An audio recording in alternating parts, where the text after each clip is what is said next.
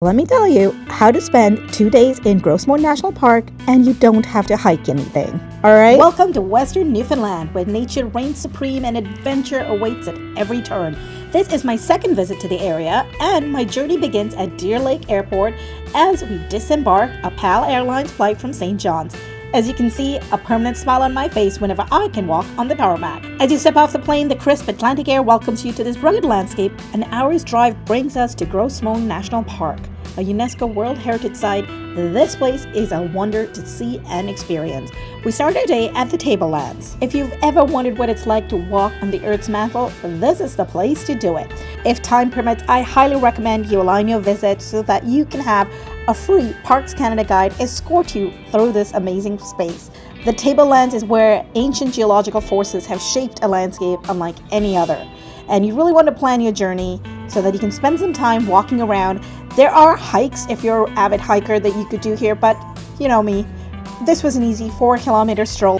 We spent about an hour and a half with our Parks Canada guide, who explained to us that this is where the theory of plate tectonics was confirmed and how there are 400 million year old rocks just laying there for us to walk on and touch and smell and lick, if that's what you desire to do. Hey, each your own. Walking around here was truly magical, and you feel very insignificant because there are all these crazy old rocks towering over you. And listen, if you're a hiker, this is definitely a place you might want to be spending a lot more time than we did, but I promised myself I'd return here, and I'm glad I made it out to the Tablelands for the first time, because it truly is a different way to experience the Gros Morne National Park. Alright, it's definitely time for lunch at the Merchant Warehouse. This newly restored warehouse sits directly on the water, but as you saw, the entrance is super retro, and right now this is the behind area, which is where we sat. But listen, once your food's ordered, just walk around outside because it's really cute. I had to dip my toes in the water. Yes.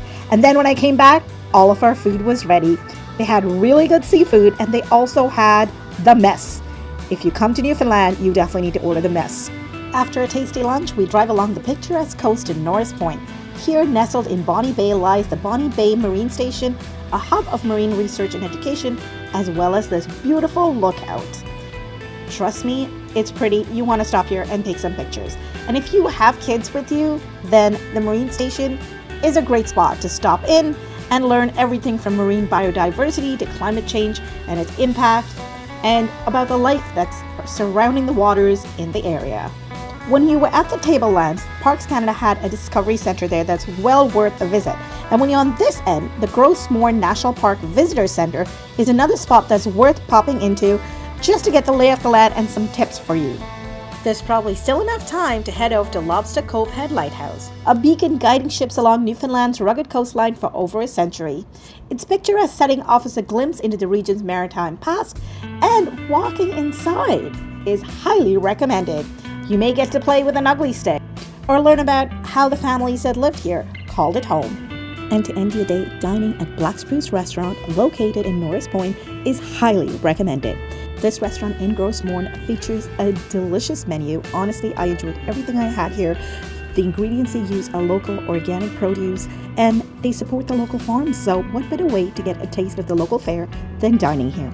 And if you time your visit with sunset, I promise you, you're going to catch a beautiful one. Let's chat a little bit about accommodations in Gros Morne National Park. There are multiple options to choose from. In 2016, we stayed at the Sugar Hill Inn. As you can see, the kids were really tiny, and this was a very family-friendly spot, and their restaurant Chanterelles was also really good from what I recall. On my most recent visit in 2024, we stayed at the Gros Morne Cabins, and as the name states, you're going to enjoy gorgeous views here of the water, but the cabins were awesome. I stayed in a 2-bedroom cabin. It came fully equipped with a kitchen, a living space to relax at, and the morning views were serene and very Newfoundland. This is a great spot if you want to cook your own dishes for the evenings, or if you want to pop by, there are local restaurants nearby. There was a grocery store as well on site. Keep an eye out for their robot lawnmower.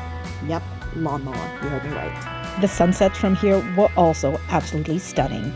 The next morning, woke up, enjoyed a slow-paced morning before heading over to the Old Stewart Cafe, which is a coffee shop with views of the Tablelands, and I enjoyed a little breakfast, some coffee, some biscuits, and also popped into beautiful gallery. Miranda Reed is an incredible artist, and she has all her artwork here for us to see.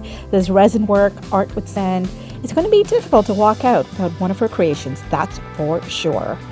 Next up, it was time to enjoy the Western Brook Ponds. Located in Gros Morne National Park is the landlocked fjord of Western Brook Pond. Carved by glaciers, stunning fjords, plenty of waterfalls, and wildlife, it is recognized for its beauty and geological significance. Before you get on the boat, though, there is a 45-minute walk to get you from your drop-off to the boat.